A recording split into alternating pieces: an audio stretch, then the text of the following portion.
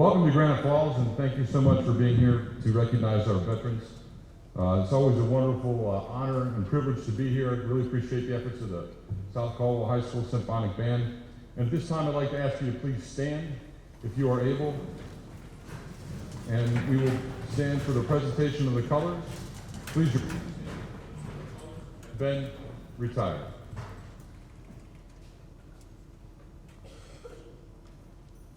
Veterans may salute, or you may place a hand over your heart.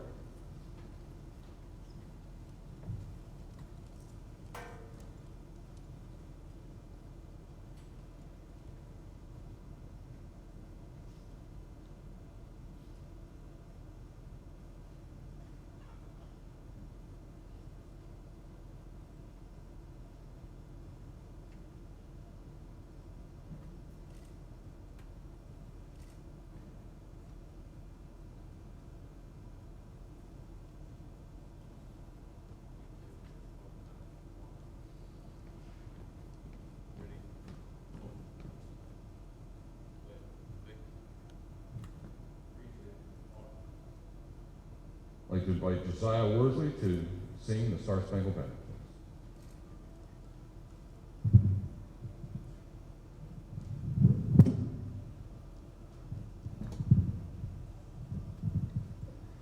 Oh, say, can you see by the dawn's early light what so happily we hailed at the twilight's last gleaming, whose broad stripes and bright stars through the perilous fight o'er the ramparts we watched were so gallantly streaming, and the rockets' red glare, the bombs bursting in air, gave through the night that our flag was still there. Oh, say does that star-spangled banner yet wave o'er the land of the free and the home of the brave?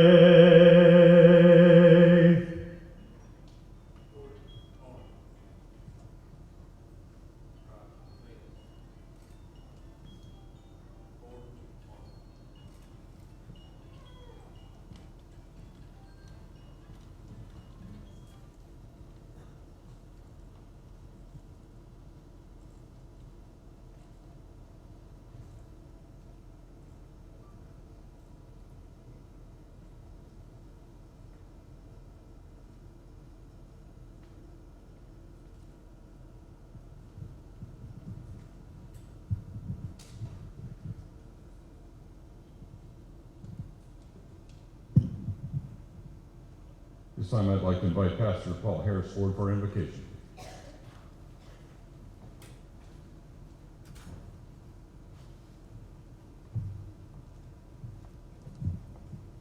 Will you pray with me?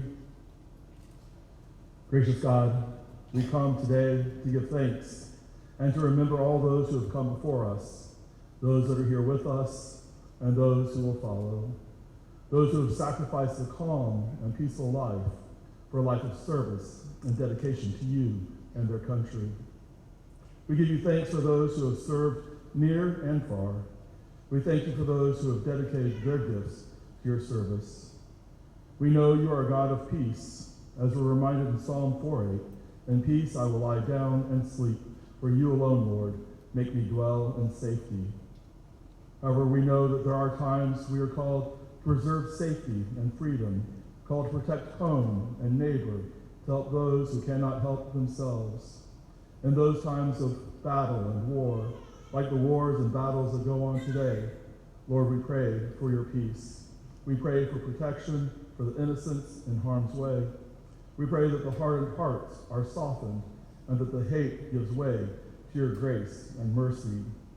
Lord, we know your goodness overcomes all evil. Lord, protect our service members who live in harm's way today. Protect our children who make sacrifices every day to step up and step out to serve and to protect others. We celebrate and give thanks for those who have served. We lift up those who may never have heard thank you for their service. We lift up those who humbly serve and want no recognition. We lift up those who serve and have been injured, and we give you thanks for those who have served and never returned home. We remember them all now. Let those who are with us feel your presence in their lives. May they know our gratitude, and may they always know your love and peace. Draw us all into who you are and who you create us to be, so we may go forth to serve you in this world as we prepare for the world to come. In Jesus' name, amen.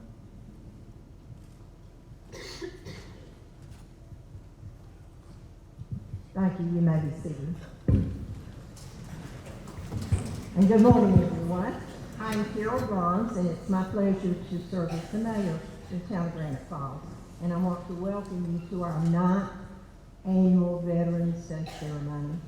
In November 2014, town of Granite Falls dedicated its Veterans Monument, and that included the inscription of the names of 406 veterans who lived in Granite Falls or in the south end of the county. This year we have added 6 additional names, so that total now at this point is 638 people, and we're very proud of that.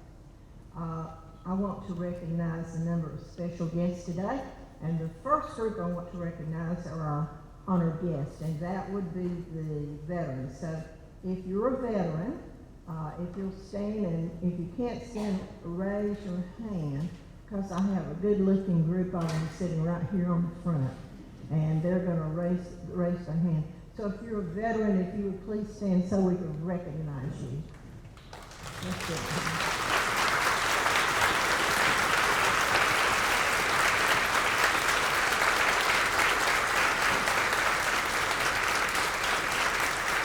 Thank you very much.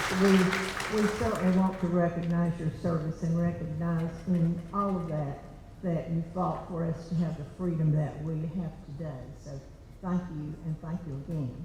The next group I'd like to recognize, if we have anybody currently serving in the armed forces, I think they're probably on duty, but if you have someone in your family who is currently serving, if you would please stand for them and we'll recognize you. Anyone have someone in the service now? That's fine.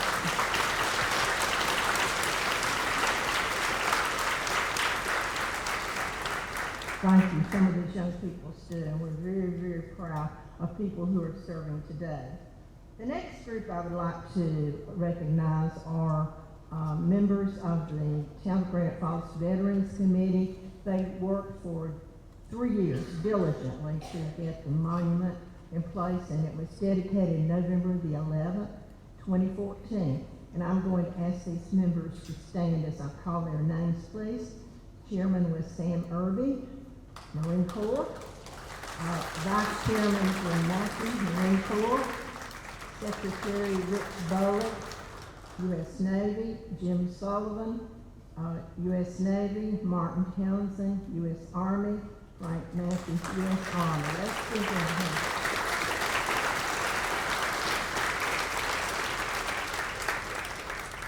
The next group I would like to recognize, a hard-working group of people, and it's my pleasure to work with them almost on a daily basis, and that's members of the Granite Falls Town Council. If you please stand.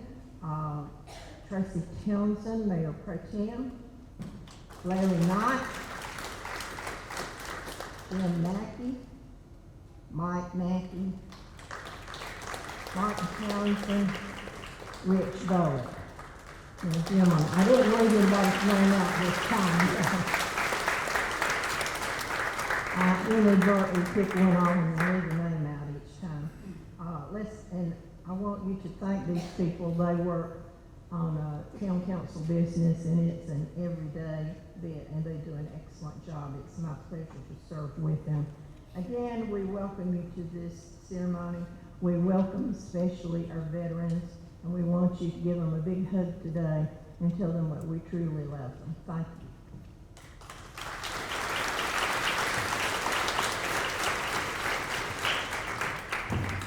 Thank you, Madam Mayor. We appreciate your comments and your warm welcome. This time I'd like to invite the SCHS Symphonic Band to play the Marches of the Armed Forces. And when you hear your anthem played, please stand and be recognized.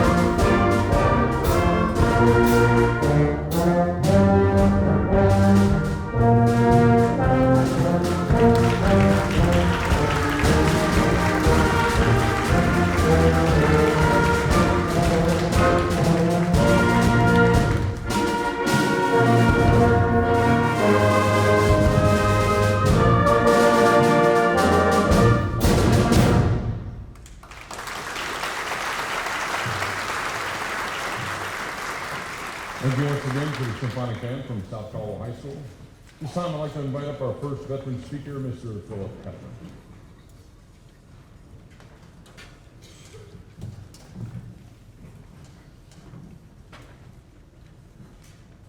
Where's that guy that sang the national anthem?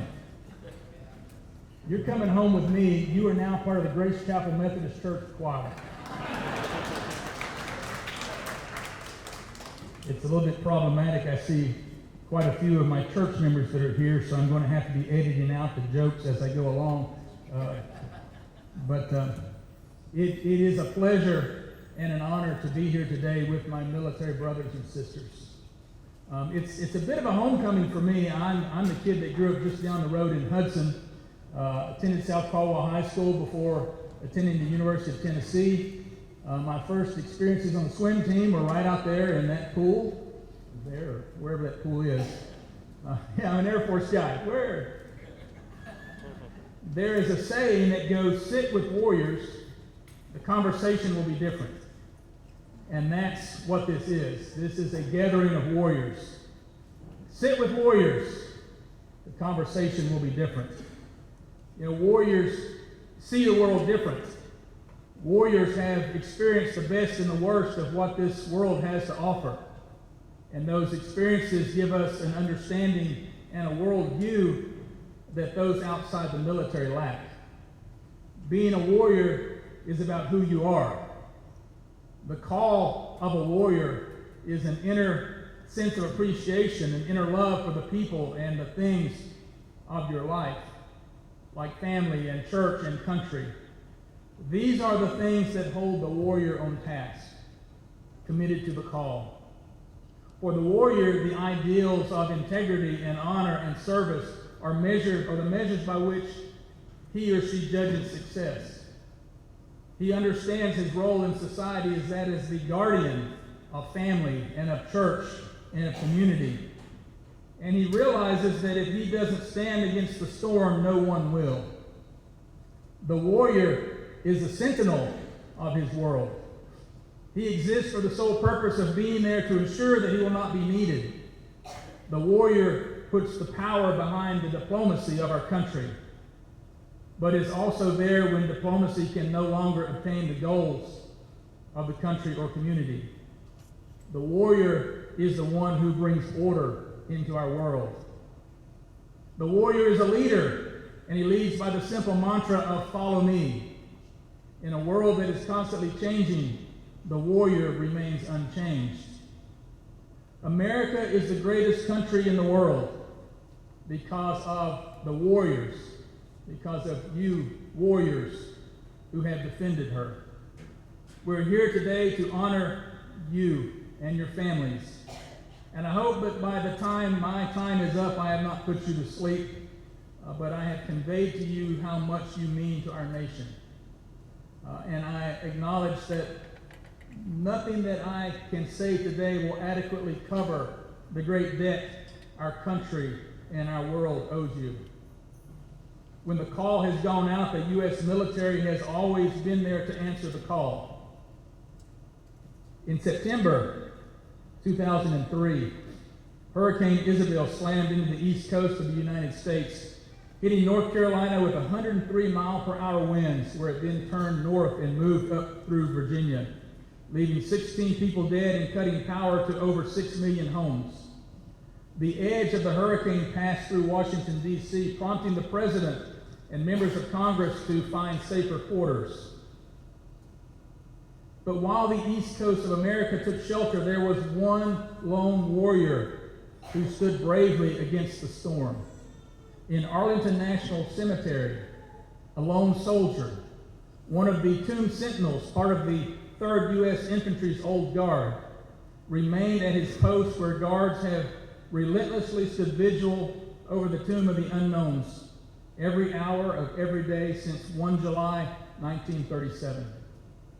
When the hurricane hit, the soldiers remained at their posts, even though they had been given permission to seek shelter according to an approved contingency plan. Sergeant First Class Frederick Geary, who was one of the men on duty that day, said this: "Other than something earth-shattering, we had no intention of doing anything other than our duty." The following morning, after the storm hit, ground crews were busy cleaning up trees that had fallen all across Arlington Cemetery, including 2 or 3 that were right there near the Tomb of the Unknown. Why? Why not seek the approved shelter that would allow them to still do their duty and guard the Tomb of the Unknowns? Because that's what a warrior does. A warrior acknowledges the storm, but he doesn't give in to it. He stands firm. The warrior understands the storm in a way that others do not. Unlike those who have never put on that uniform, the warrior, the veteran, sees the storm as something that isn't always best to be avoided. We cannot always avoid the storm. Sometimes the storm must be met head on, and it's the veteran, the warrior, that has done that. I am reminded of the famous words of Douglas MacArthur, who said, "Duty, honor, country. Those 3 hallowed words reverently dictate what you ought to be, what you can be, what you will be. They are your rallying point to build courage when courage seems to fail, to regain faith when there seems to be little cause for faith, to create hope when hope becomes forlorn. And it is this sense of duty, honor, and country that drives the warrior, that drives us into the storm and keeps us at our post. As veterans who have served this nation, you have all experienced the storm, and it gives you a perspective on the world that those who have not served cannot understand.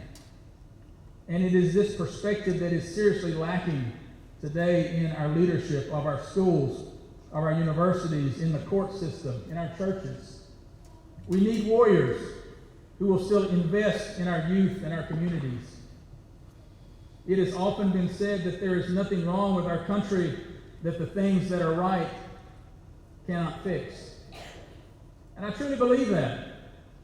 But I'd like to take it a step forward.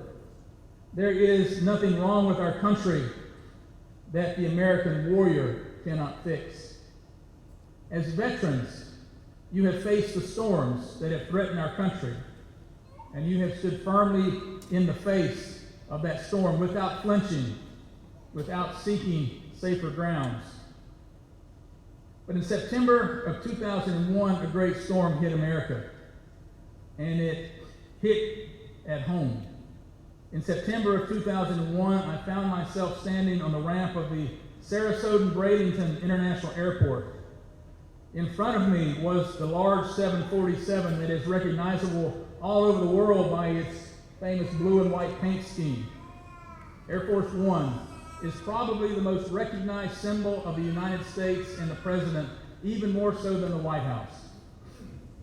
I was a member of the Air Force One advance team, a group of 50 officers that were stationed across America who served as an additional duty on this advance team. And it was our job to go into that airfield a week prior, two weeks for international trips, before the President's arrival, and to get everything set up. I had been traveling with the advance team for 4 years, starting with President Clinton. I'd really had a great time. Honduras, Aviano in Italy, New Orleans, Kosovo, Geneva, Sharm el-Sheikh in Egypt, along with a bunch of stateside trips.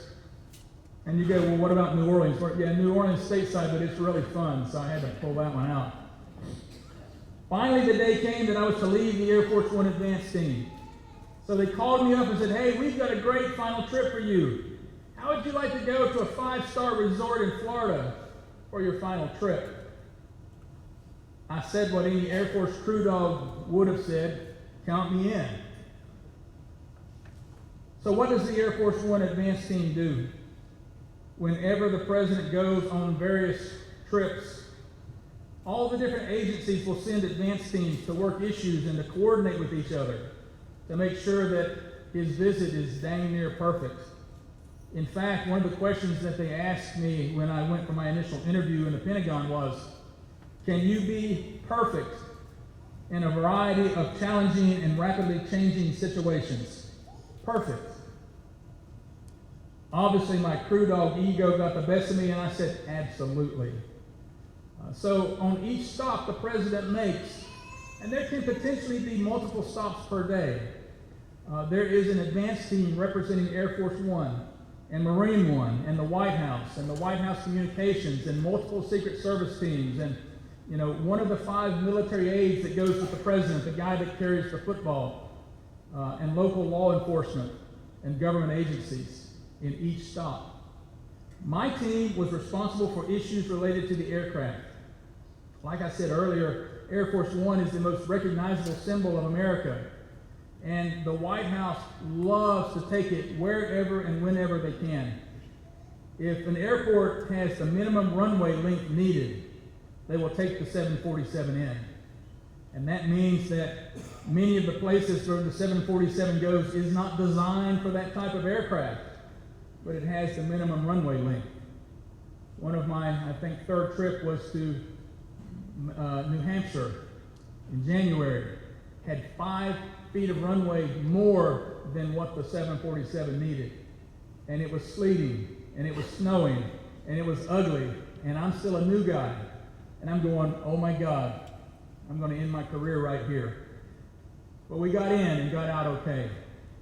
So it was our job to measure the taxiways and to determine a suitable parking spot and to secure rental cars and accommodations for the crew.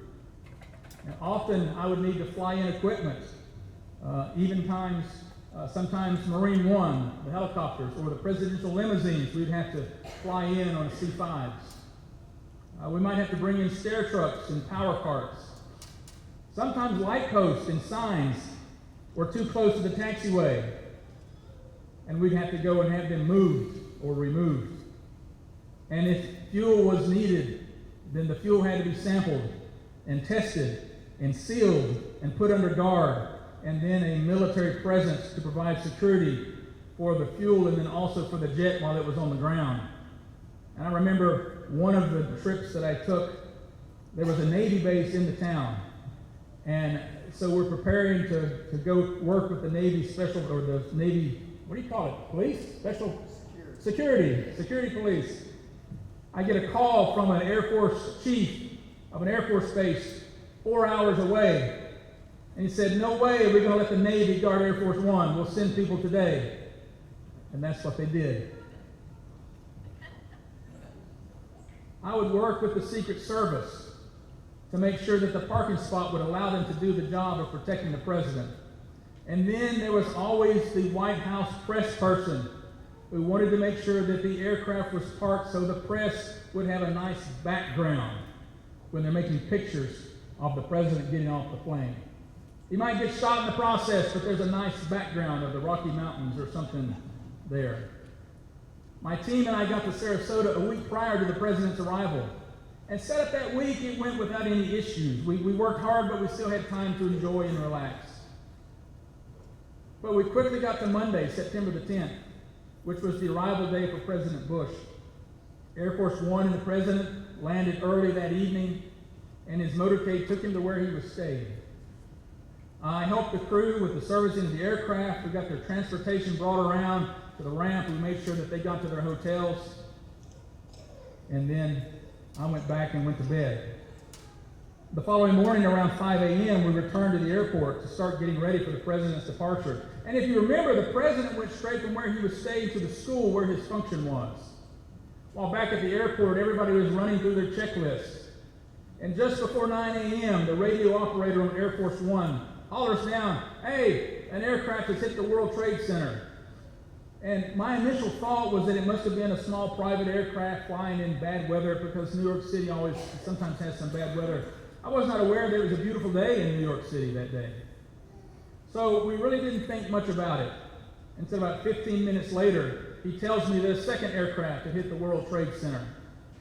And I knew at that point that this was no accident and that we were under attack. President Bush called Air Force One and requested that they start recording all that they could find about the attacks. And I knew that we needed to get ready for an immediate departure as soon as he got back there. And while getting ready down on the ramp, we heard the call that the other aircraft, the third aircraft, had hit the Pentagon. And that's when it really became surreal.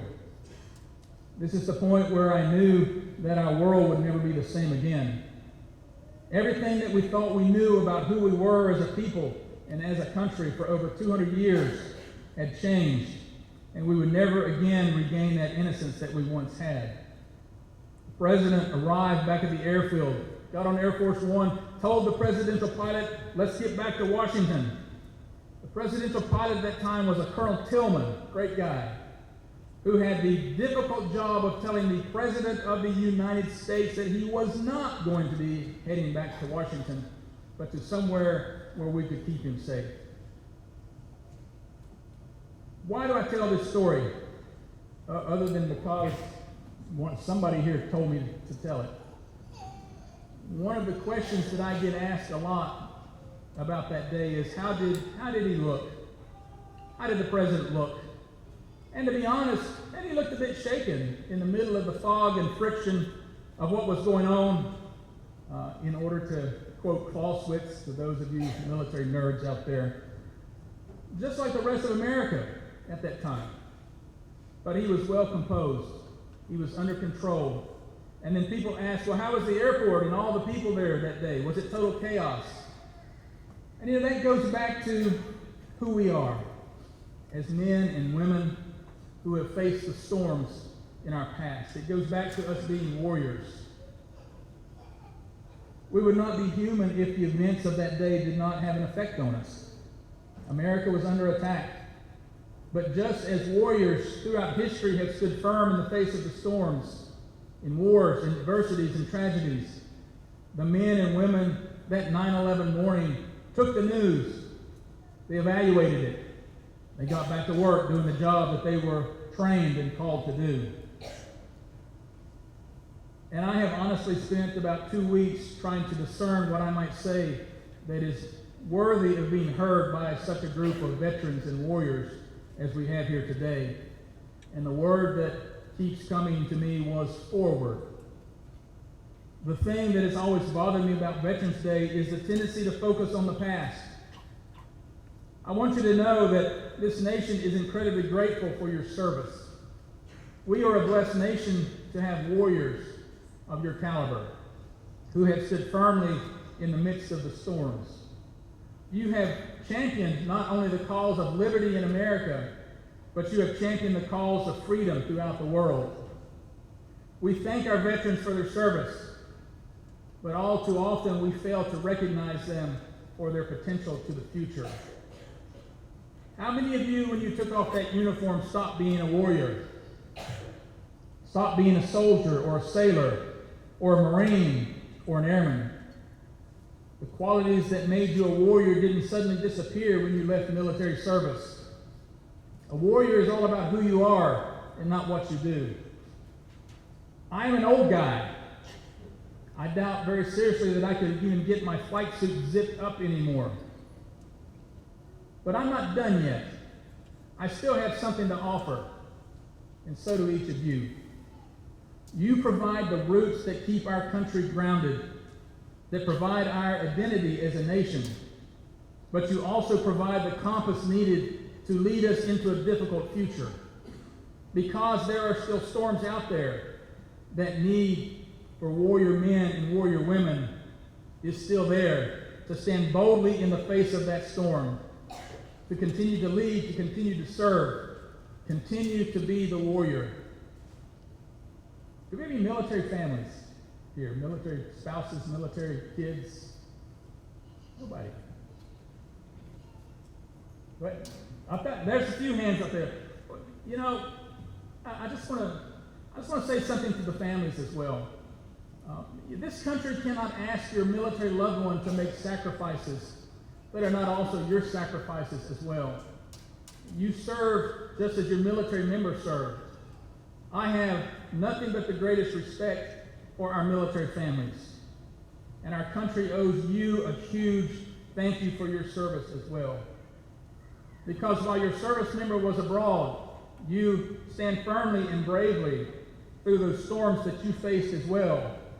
You balanced checkbooks, took care of sick kids, cooked meals, cleaned up dog puke on the carpet, endless trips to soccer practice and dance practice and doctor's appointments, keeping the oil changed most of the time. You are nothing less than remarkable. And so to our veterans, we thank you for your service. We celebrate all that you have still left to give. And to our military spouses and military moms and dads and military brats out there, thank you for your service, the character and the strength that you bring. In Douglas MacArthur's farewell address to Congress in 1951, he said, "Old soldiers never die, they just fade away." And I can honestly say I hate being around preachers because they never know when it's time to shut up and sit down. I think my time is over, and I'm going to go sit down. Thank you all for your service.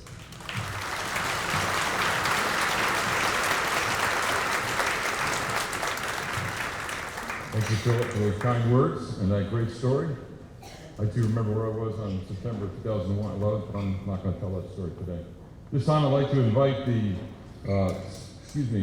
SCHS Women's Choir to sing the song for the unsung hero. Thank you so much for having us today. as the choir loads the risers behind me, I just want to say thank you so much as a daughter of an Army veteran who served in Vietnam and a mother who worked for 30 years for the police department. I just want to say thank you for all that you've done. And for the parents who showed up today to support us, thank you for coming to support this fantastic and amazing group of teenagers behind me.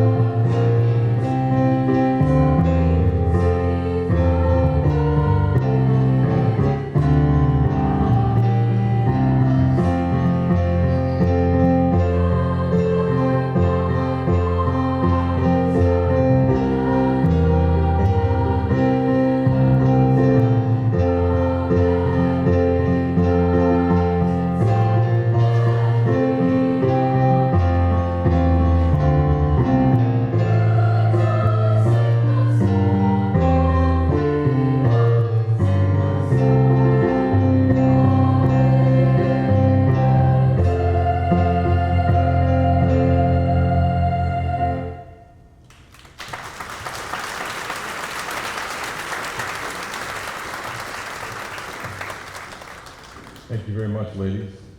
This time I'd like to invite Mr. Paul Kurtz, our next veteran speaker, to the podium.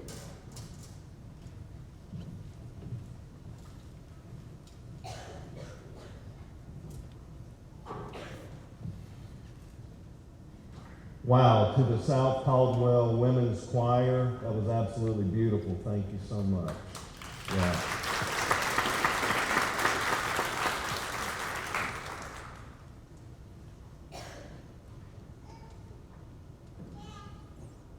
Okay, I can tell already that my font is way too small here this morning, but we're going to do the best we can. Good morning, everyone. Wish to thank Chief Branham and the town of Granite Falls for the opportunity to speak here today and for hosting this great event in honor of America's veterans. Thank you to all who have worked so hard to make this day possible. It is important that we take time each year and anytime the opportunity avails itself to honor our veterans and their families for their service and sacrifice. It is my honor also to share the stage today with those who have served and who continue to serve in our nation's armed forces. Thank you. It's always a blessing coming back home to Granite Falls. My wife, Emily, who is here today, and I live in Hickory now, but we were residents of Granite Falls for 19 years. We raised our 3 sons here, and I reflect with fond memories on our time with them in Cub Scouts, Boy Scouts, playing Little League Baseball here at the Rec, Pee Wee Basketball, and Optimist Club football. Of course, our boys enjoyed their time in junior ROTC at South.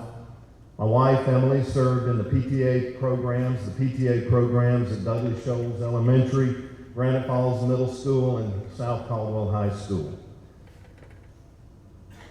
My path into the military was a little unusual. From the time I was very young, I wanted to serve, but for various reasons, that opportunity wouldn't come until later in life. I enlisted in the North Carolina Air National Guard, the 145th Airlift Wing in Charlotte, at the age of 30.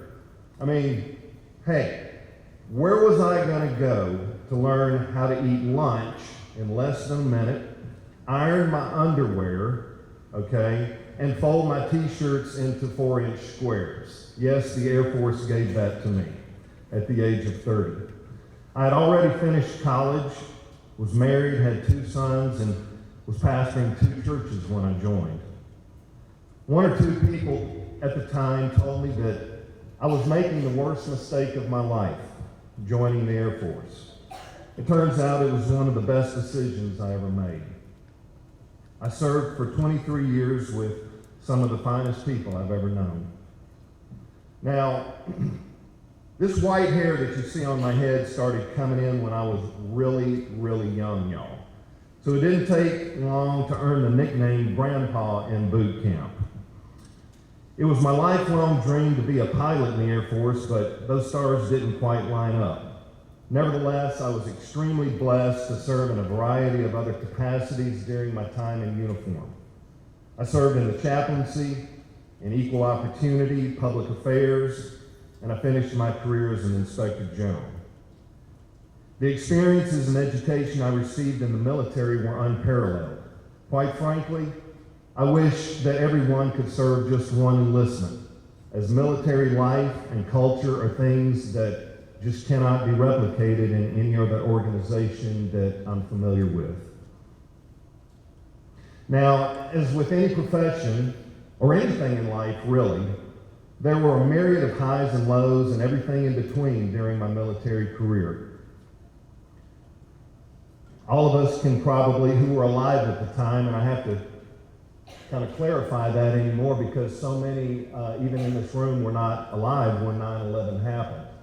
But for those of us who were alive, I think we can all remember where we were, what we were doing when we got the news that our nation was under attack. And it was shortly after that my unit was called up to deploy to Southwest Asia in support of Operation Enduring Freedom. I call that one of the highs of my military experience because that's what we train to do.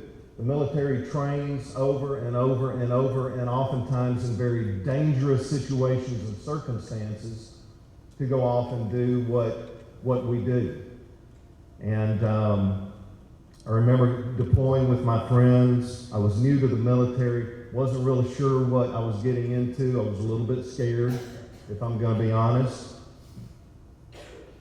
But it was such a privilege to serve with men and women of like mind in an environment where there was a singular purpose, a singular mission, and the camaraderie to go along with it. Some of the highs in my military experience included baptizing friends in the military, officiating the weddings for several of them. One of the greatest privileges of my life was serving simultaneously with my 3 sons, Jimmy, Mikey, and Matt. Now, I did my best to talk all 3 of my sons into the Air Force. Clearly, I did not try hard enough. 2 of them chose a perhaps more adventurous path, the Marine Corps. I could say a lot about that at this point, but suffice it to say that my 2 Marines did 1 enlistment and got out, while my airman, my son who joined the Air Force, is on his 2nd enlistment and living in a house on his base that's nicer than the one I live in, if that tells you the difference. And oh, by the way, I have the utmost love and respect and appreciation for our fellow Marines. I'm extremely proud of all 3 of my boys for having served, and I'm especially grateful that all 3 returned from their deployments whole. I have to tell you a quick story about the time when my wife and my oldest son went to San Antonio, Texas for my youngest son's graduation from boot camp. We had been to his graduation, and we were on our way driving back home across Texas, and we were on the interstate, and you know, the speed limit said 70 miles an hour, so like most of us in North Carolina do, we'll set the cruise control at 6 miles over the speed limit, and we know we're okay, right? Well, apparently that's not true in Texas, okay? They really do things differently down there. So I came up on a state trooper, a Texas state trooper in front of me, and you know, I thought, well, I'm only doing 75. Should I just gently go around? So, you know, I thought, yeah, what the heck? What's it gonna hurt? So I put on my blinker, moved into the left lane, eased on past very slowly because the state trooper was doing 70 while I was doing 75. Eased on by the trooper, looked over, gave him a respectful nod, passed him, put my blinker on, and moved back into the right lane. Well, immediately blue lights started flashing in my rearview mirror. I'm like, what in the world have I done? What could I possibly be getting pulled over for? So I pulled over, state trooper got out of his car, came up beside me. Sir, may I see your license, registration, yada, yada. Went back to his car, came back to me, and he said, sir, can I ask you, have you and your family been at Lackland Air Force Base in San Antonio, Texas? I said, well, yes, officer, we were just there for our son's graduation from boot camp. He kind of nodded, and he said, okay. And he looked at me and he said, on behalf of a grateful nation and the citizens of the great state of Texas, thank you for your family service. Have a nice day. Now, I have to tell you that's the only warning that I've ever been given in my life when it comes to speeding tickets. As I said, there were also the lows. There were the missed birthdays, holidays, and significant events while I was away. My boys were deployed when my dad died, when their grandfather passed away. They weren't able to come home for that. There were friends of mine who returned from multiple deployments and who chose to end their life. I've preached funerals for fallen comrades. As it goes with life, most good things generally come to an end. The military, as it's already been alluded to, the military is a young person's game. And so I decided to retire in 2021. I was beginning to experience some physical and mental health issues. And so my exit from the military wasn't easy.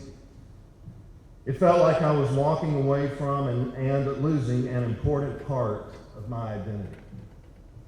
I still miss it at times, mostly the people.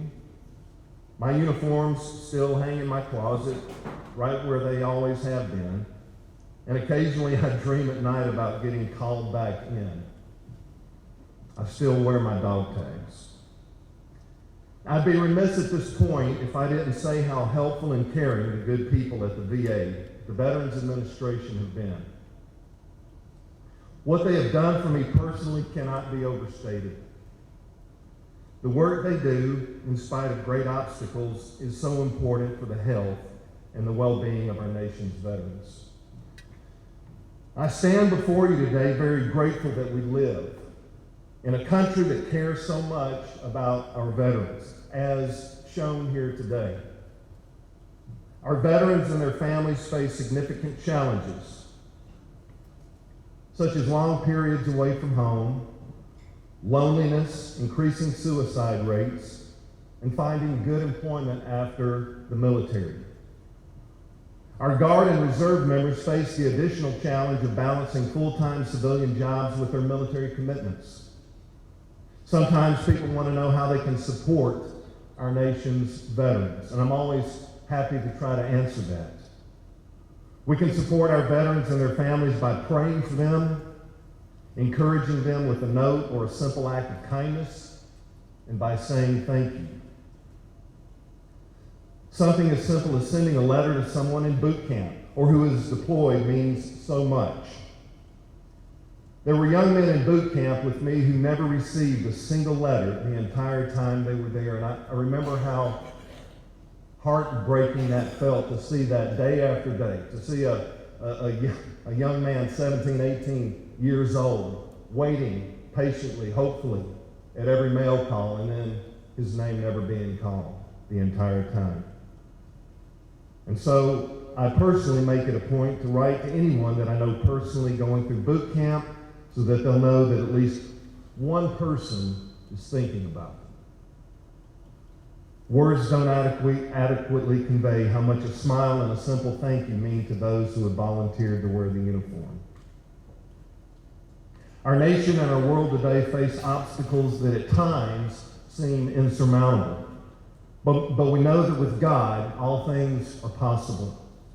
It should be the prayer and hope of every one of us that the day will come when our nation no longer needs to maintain the greatest fighting force the world has ever known. It should be our hope and prayer that there will be a time soon when we no longer have to send our fathers, husbands, wives, mothers, sons, and daughters into combat on foreign soil. It should be our dream that one day peace will reign. But until then, this stark reality remains, that there is evil in this world. Our freedom, safety, and way of life are under constant threat. And so it is incumbent that we continue to recruit, train, and equip and support the best and brightest among us.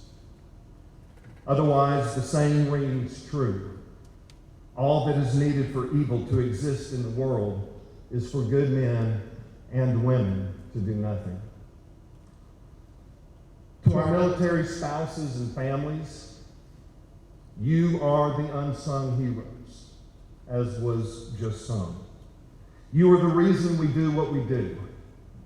Please know that your sacrifice doesn't go unnoticed or unappreciated. A special word to my wife, Emily,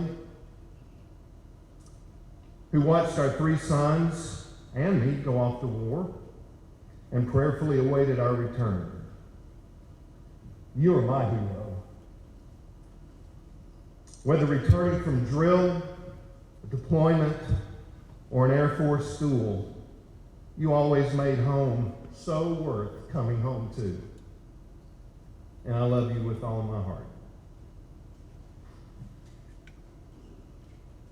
To those who got the knock on their door that they hoped they would never get. Those who soldier, sailor, airman, Marine, or Coastie paid the ultimate price. We especially gather here today in honor of your fallen loved one. Though they may not physically be with us here in this moment, we take great hope and comfort in this, that they are forever in God's loving embrace. For they have proven the words of Jesus true. that greater love has no one than this, than to lay down one's life for his friends. Thank you again to all of you for the opportunity to speak to you today on this very special occasion. May God bless each of you, and may God bless America. Thank you.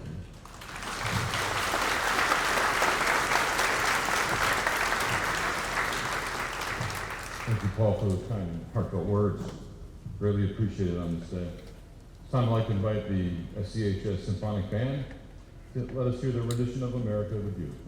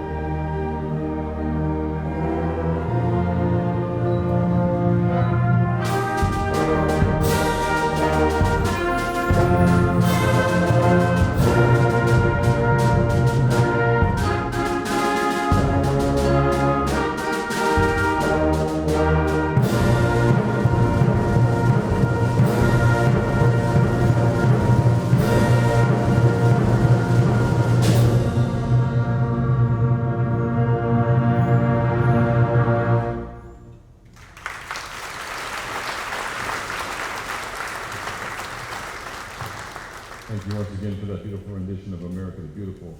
This time I'd like to invite our last veteran speaker up, Command Master Chief Wayne Mahaley.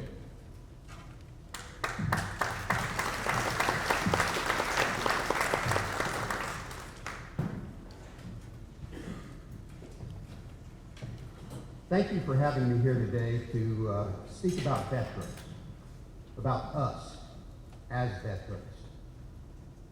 This morning, we've had all veterans stand from all the different services. We talked about the spouses. And when you're the third up, you sit there and as they go through their presentation, it's like, well, I'm not going to say that. I'm not going to say that. So you start scrubbing things. But it's a true pleasure to be able to stand in front of an august group of this nature to talk about what is a veteran. On the 11th day of the 11th month, we celebrate Veterans Day. We're doing it a couple days early here. And that's okay, because what we're doing is remembering veterans. By commemorating the service of our veterans who have served and are serving in the United States Army, Marine Corps, Navy, Air Force, Space Force now, and the Coast Guard.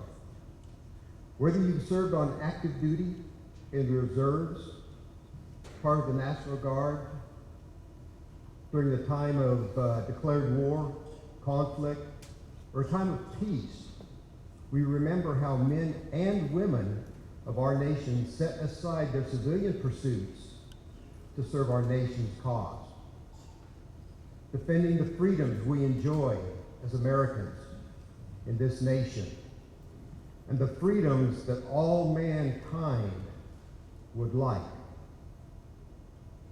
while preserving our American way of life and heritage. We believe our nation's strength is no stronger than its military. This strength comes from the veterans of our nation, whether they are serving now or have served this cause of justice against the forces of evil throughout this world that we live in. We believe our determination has made us better warriors, better human beings, and better citizens of this great nation of ours. Because we fought not only with our bodies, but with our minds and our hearts to preserve what this nation is made of. We recognize that our service in the military as men and women to our country and her causes did not end with our honorable world peace that we fought for, but with a feeling of profound gratitude to God and to the men and women we served with in this noble cause. Out of blood and sweat, our veterans learned and continue to learn today the lessons of purpose, sacrifice, tolerance, bravery, and of course, discipline. These are solid foundations and stones upon which our great nation has been built. In our continuing quest for an honorable world peace, we must continue to cultivate these lessons. Today, I salute all veterans who continue to support this nation, and also their spouses. As been mentioned, we couldn't have done what we did if it wasn't for our spouses. I'd like to relate a couple of stories concerning these heroes because of their lives and experiences that really matter. There's a gentleman by the name of Gordon Campbell who lives in Tarboro. He's 102 years old, and he's the oldest known veteran, and I say known because there may be others out there of that age, in North Carolina. According to a recent article in the Rocky Mount Telegram, he is a very modest man who thinks that others should get recognized instead of himself. And he's very tight-lipped about what he did while serving this nation. But then again, most veterans are. That's just the reality of it. He began his service to our country in the Merchant Marine, where he learned to navigate ships. This was during World War II. Later, he transferred to the Navy as a navigator on PBY flying boats. He traversed the Atlantic Ocean more than 25 times during the missions that he flew. He recalled learning both celestial navigation, especially was on board the ship, and then he learned about a new thing called Loran, which, for those of us that have served and flew, know that that's gone too. But yet he learned those. And he also said that he had never seen combat during his time in World War II. But again, he flew many, many hours protecting and doing the mission of this nation. He did not stop serving our nation with the end of his active duty in naval service. After being honorably discharged from active duty, he worked for American Airlines as a navigator. He then went on to the Grumman Aircraft Corporation, where he worked on the lunar module that ultimately was commanded by Commander Neil A. Armstrong and lunar module pilot Edwin E. Buzz Aldrin Jr. on their moon flight on 20 July of 1969. He continued serving this great nation, and the people of this nation.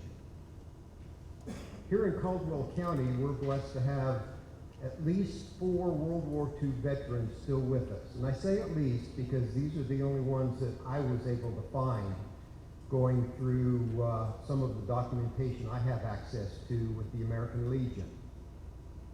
Joseph Goebel of Lenore, Amos Rutherford of Lenore, Joseph Setzer of Hudson, and Jack Thompson of Lenore. I know Jack. He's in the same American Legion post that I'm in, and he's always a welcome sight at all of our baseball games. Because at the beginning, when that national anthem plays, Jack's the first one to stand up, stand tall, and salute. He's still serving our nation. The youngest veteran from Caldwell County that I know of is Perla Gaspar, a past student of mine at West Caldwell High School, where I taught Navy Junior RTC. She just graduated earlier this year. Perla is presently at Fort Leonard Wood, Missouri, in her initial training for AIP, to be a U.S. military policeman. She'll be graduating in December. Gets to come home for Christmas before she's off to her first duty station. And in talking to her brother, the country of South Korea keeps coming up where she might be serving. But at this point, of all of us as veterans, until you get the orders, you don't know where you're going. And oh, by the way, after you get them, they might change before you get there too. So as veterans, we learn to be very versatile. Ultimately, Perla wants to become a military working dog handler. Now, you got to understand, Perla's about that tall, and she's about that big around. But knowing her, that dog's going to pay attention to her. Veterans come in all sizes and shapes, young and old, rich and poor, black and white, and nearly every category in between. There are men and women who serve and are still serving, as mentioned, our nation. Just like here, all of us that are veterans. When the governor of California, Ronald Reagan, introduced returning POW John McCain at a speaking engagement in 1974, the future president asked, "Where do we find such men?" He was speaking of all veterans when he answered, "We find them in our streets, in the offices, the shops, and the working places of our country, and on the farms." He finds us, wherever we happen to be, to do what needs to be done. In other words, President Reagan was referring to the ordinary people accomplishing extraordinary things in their life in the military for our nation. Not for themselves, but to serve, to be those servant leaders that this nation needs to have. Today, we also need to remember veterans' families, as we have already this morning. We're a diverse group as well. We do need to remember the spouses who briefly but anxiously dreaded every doorbell ring or telephone call as their mates witnessed unspeakable horrors while fighting in hard-to-pronounce villages that most Americans could never find on a map anyway. We need to remember the modern military families who deal with frequent address changes, interrupted employment by the spouses, and a disappropriate sharing of parental responsibilities. I know when I was deployed flying around this world during my 31-year career, my wife would worry when I left or when she came home and found that note on the kitchen table that I'll see you when I get back, that I just wouldn't show up at home. And her and our 3 daughters, then what would they do? Well, I always came home, and I expect that some of the spouses out here had those same feelings. For what they do for us, military families should also be honored today, and are. While their numbers are decreasing, too many veterans are still homeless. As recently as last year, it was estimated that there were 67,000 homeless veterans. And we know that that's on the short side. There's more. But they were identified in the communities of our nation.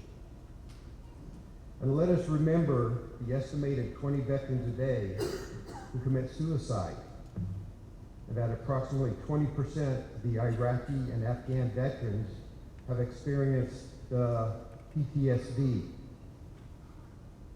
and are dealing with it on a daily basis.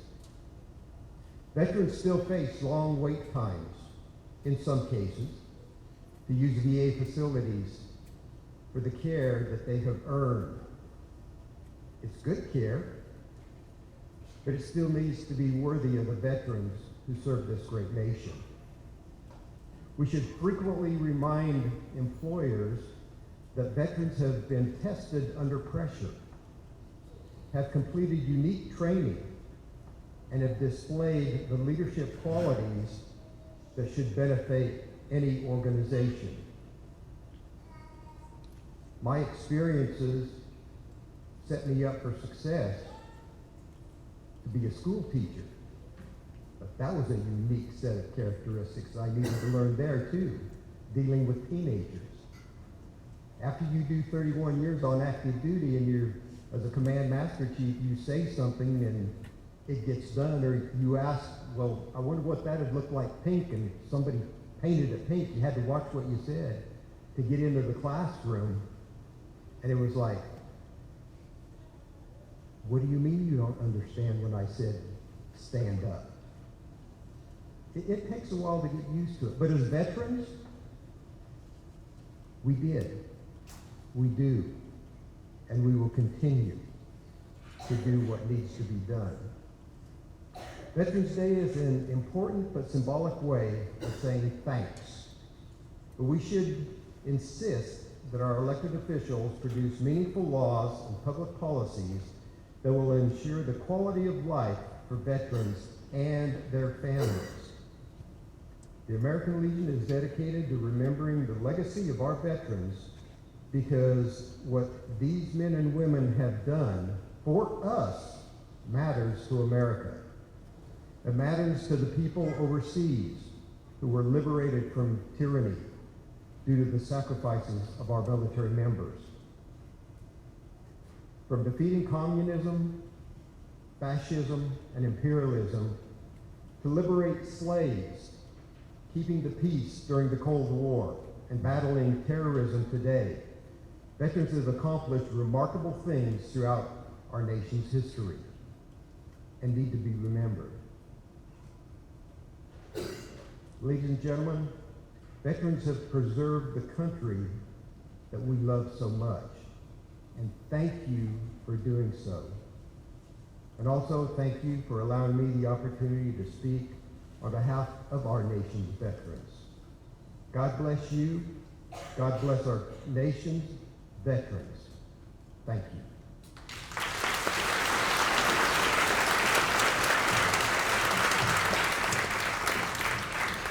Thank you, Master Chief, for those kind words of wisdom.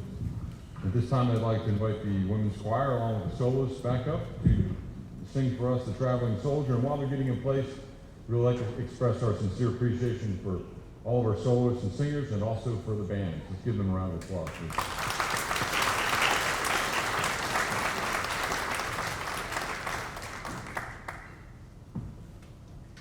So as we move to our next song, Mr. Kurtz, I've never met you till today, and the words that you said go perfectly with the song that we're about to sing. So we're going to sing Traveling Soldier, and if this is a new song for you, I hope that you will listen to the words. I want to say a special thank you to my best friend, Janelle Lingle, who is playing the guitar for us on this song. She's recently retired school principal, and so she's here with us today, so help me welcome her.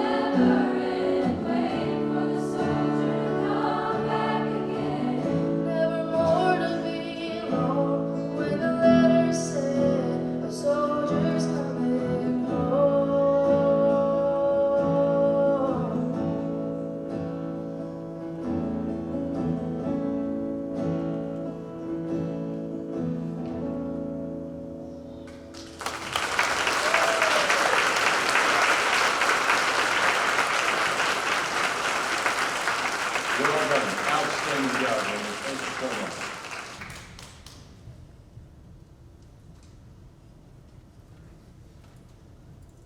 We are so blessed to have such a strong arts program in Caldwell County for our band and our chorus and all the things that we do. And I really appreciate the support. I'm a retired educator in addition to my military time, and that was one of the things I was always the most appreciative about is the support that Caldwell County schools provides in the arts. So at this time, I'd like to invite Michael Tackett up for the reading of the names on the KIA monuments.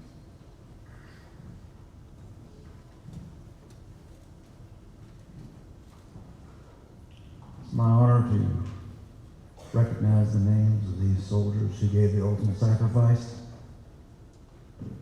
Murray R. Fisher, Isaac Party Porch, Lewis Lester Spann, Corporal Joe L. Anderson, U.S. Army, Private First Class Rex Roy Annis, U.S. Army, Private First Class Walter J. Bullitt, U.S. Army, Private Paul Boyd, U.S. Army, Sergeant First Class Calvin Compton, U.S. Navy, Private Glenn R. Corpany, U.S. Army, Lieutenant Ted Everett Hall, U.S. Navy, PFC William E. Hall, U.S. Army, Private Carl Eugene Hahn, U.S. Army, First Lieutenant Joe W. Eichart, U.S. Army, Private Glenn A. Pryor, U.S. Army,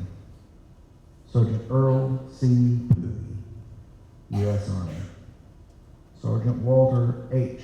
Poovey, U.S. Army, Lieutenant Percy Robinson, U.S. Army, Second Lieutenant Robert Sigmund, U.S. Army, Corporal George Slayton, Jr., United States Marine Corps, Corporal John Lee Smith, U.S. Army, Private First Class Charlie L. Starnes, U.S. Army, Private First Class Coy Triplett, Jr., United States Marine Corps, Staff Sergeant James G. Watson, U.S. Army, Private James H. Williams, U.S. Army, Private First Class Glenn Mitchum, United States Marine Corps, Corporal Owen C. Holler, U.S. Army, Private William J. Lefevers, U.S. Army,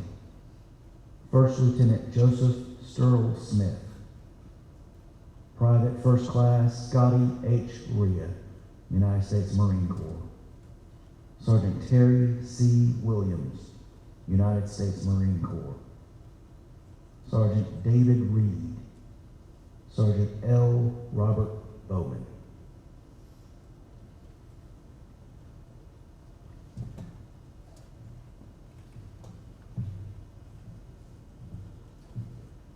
Thank you, Michael. This time, I'd like to invite Aiden and Addison Brandon to come forward and place the wreath for us, please.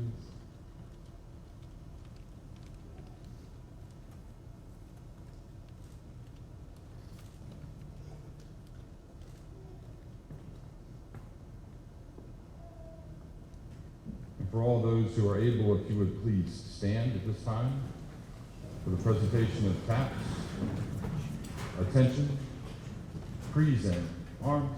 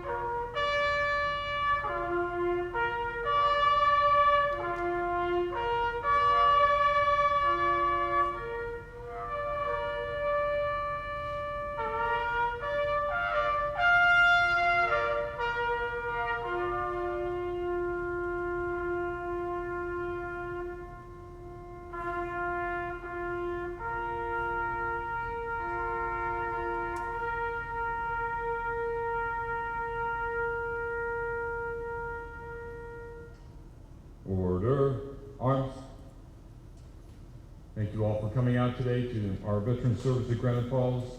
Please ensure that you thank veterans as you see them this weekend, and have a blessed weekend.